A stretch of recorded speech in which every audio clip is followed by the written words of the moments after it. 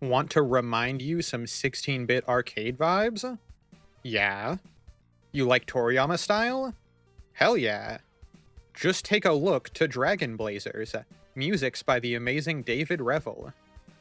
Right off the bat, I gotta mention that this game has no relation to Deltarune, although it is very funny that it was released the same year as chapters 3 and 4. It also has a suspiciously familiar boss fight. What What the hell? the The hell? Roaring Knight? Yo, it's the Roaring Knight.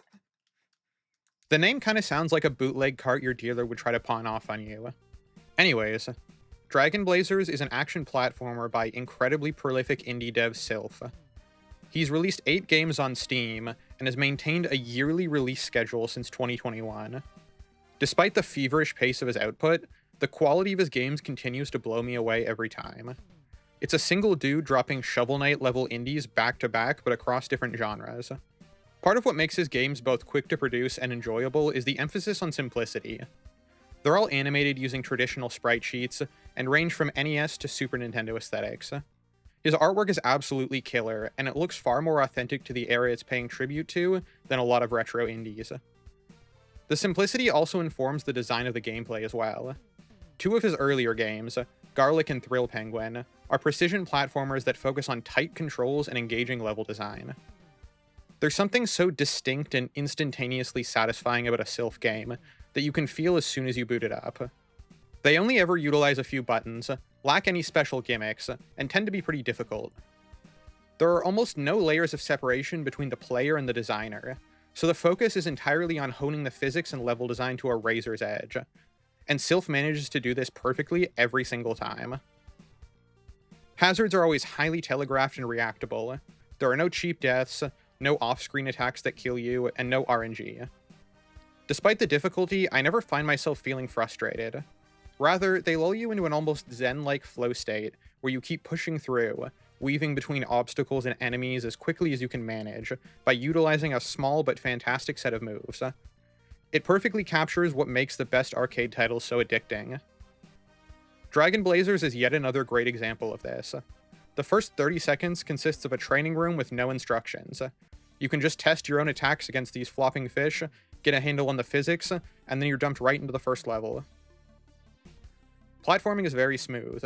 You have tons of air control and can grab onto ledges.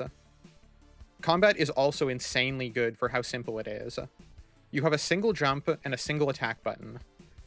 Attacking while pressing in different directions augments what move you do, and there's just enough meaningful variety without sacrificing the simplicity. Tapping back an attack, for example, does a sliding elbow strike behind you for clearing out anyone trying to sneak up. As you attack, it fills up a super meter. The super attack is an omnidirectional dash that has as much utility in platforming as it does in combat, because every system in this game just complements one another so flawlessly. Maybe the best example of this is how your air attack works. Hitting an enemy in the air causes you to pogo bounce off of them, and depending on what direction you attack in, that's the direction you'll be sent in after. This means you can chain together multiple air attacks to quickly kill an enemy, and then propel yourself forward with the bounce, so you never have to slow down. It's a small decision that massively impacts how well combat and platforming flow together, since they're very much complementary systems. In a lot of ways, this game feels like a more platforming-focused version of Shinobi 3, one of my favorite video games of all time. As far as the Toriyama influence, it informs pretty much everything about the aesthetics here. It draws mostly from original Dragon Ball and Dragon Quest. Stage 1 shows off lots of Toriyama-isms, with its combination of fantasy, sci-fi, and anything else he feels like throwing in. One moment you're fighting a tiger, and the next you're punching an alien spaceship to death. It reminds me a lot of the severely underrated Dragon Ball platformer for the Game Boy Advance, and I suspect that it's meant to be a sort of spiritual successor to that. Sylph's fantastic sprite work and creative enemy designs feel a lot like something Toriyama could have designed, without directly ripping off anything he did design, and it goes a long way in making it feel more like a loving tribute than a bootleg. Stage 2 trades in the grassy hills for caves filled with spikes and bats. One thing to note about the visuals here is the parallax layering in the backgrounds. There's always 2 or 3 layers of parallax, and rather than smoothly scrolling, they have this very subtle effect where the background snaps to an invisible grid, so it's always pixel perfect. Attention to detail like that helps sell this aesthetic a lot. New enemies are constantly introduced, and you can see what I mean by the attacks being very readable.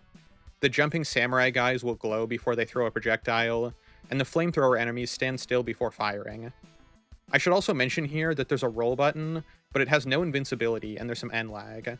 It's meant mainly for avoiding certain boss attacks, and you can't just spam it to roll through attacks. Stage 3 really reminds me of early Toriyama and 90s video games with these decidedly racist looking enemies. Can I even show this on screen? Anyways, the volcano is another banger level, and it has these pots you can pick up and throw. This mechanic never shows up again, but it's pretty fun while it lasts. The game dabbles in these micro mechanics a few times to spice things up. I do get my ass kicked here a lot though. It's the halfway point of the game, and it's where bosses go from being cute little fights to brutal challenges. I die a lot on the auto-scroller section before getting to a boss that straight up throws spirit bombs at you and rains flaming boulders from the sky.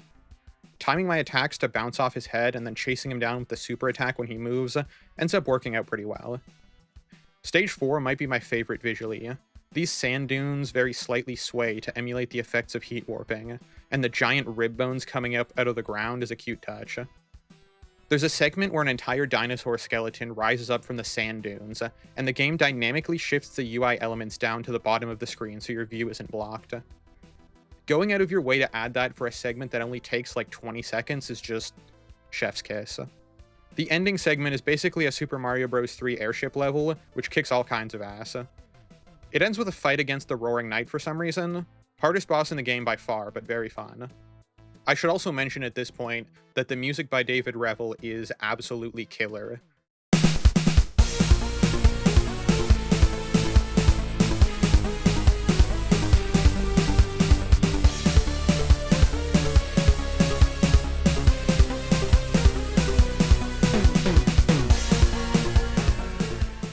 The whole soundtrack just slaps front to back. We're already on the penultimate level because this game is only $9 and doesn't waste a single breath. The weather effects here are sick with all the rolling clouds and rain. At this point, an entire army of knights and flying tanks are trying to gun me down. Checkpoints are getting a little bit less generous, but the game knows I can do it, and it only makes it all the more satisfying when I actually do. The final fight is a fight against a giant mecha robot because hell yeah, why wouldn't you want that?